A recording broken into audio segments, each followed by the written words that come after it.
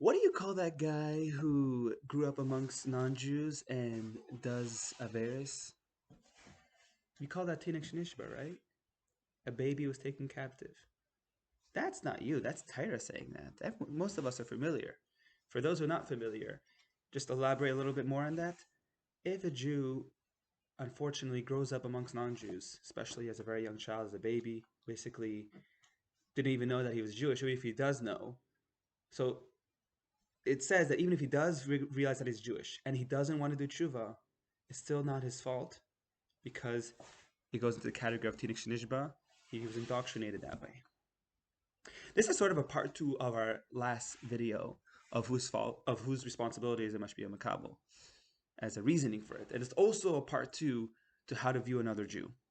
This is a reasoning again for it. It's a part 2 for both of them. But what about someone who grew up like you and me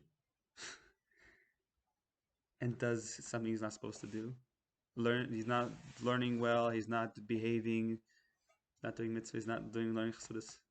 What about that? You say it's different? Are you serious? Really? Come on, man. The Benoni, the way it says in Gemara, okay, fine. Yeah, it means literally half mitzvahs, half averis. But a Benoni b'pnimius is something else. He's almost like a tzaddik.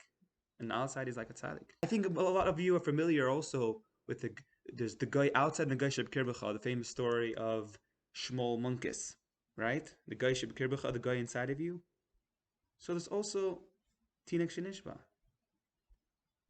inside of all of us. Let me explain. Just like a Teenok Shnishba, why is it not his fault? Not only is it not his fault when he does a sin, and it's not his fault when someone tells him to do the right thing and he still doesn't want to, because he was indoctrinated the wrong way. It's very, very hard for him. He got used to a bad way, and in his mind, he also was indoctrinated, brainwashed a bad way. How are we different in the pneumistic way? We all have aspects of it. And again, why this is a part 2 of the mashpia and makabel is because as a mashpia, as the outsider, you should look at that Jew that way, as a Teenok Shnishba. When you see him sin, it's a Teenok Shnishba. It's not his fault. There are so many factors that caused him to do that, as we said in the last video. And also, as we said in the last video, that's lechatchila, or in this meaning, would make sense over here, is the way an outsider should look at you. It's his problem, his challenge, is as a Teenok Shnishba.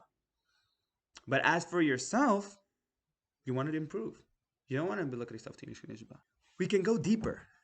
That even in ourselves, this is a big chiddush that I believe, I don't hear people speaking about it, that within ourselves, you can split it in half, and there's a part of ourselves that should look at us like a Teenok Shnishba, and a part of ourselves that we should look at ourselves to grow. Meaning, when it comes to a place, a part of you, where you anyways, emphasis on the anyways, you can't do anything about it, and I'm being vague on purpose, and the only reason you're gonna, it's coming to you, oh, I did that sin, usually when it comes to Averis, or you're not capable yet of doing a very, not a mitzvah, it could be in Behidur, or it could be even a mitzvah. If let's say you're a Baal Tshuva, you can't be doing everything all the time. You're not holding there. Even a from birth, F of B, there are things that we're not holding at. And that, we're like a Teenok Shnishba. We anyways can't do anything about it. But if you could do something about it, change. Basically, don't look down on yourself. So in summary, and the takeaway, is that this concept of Teenok Shnishba also applies to everyone.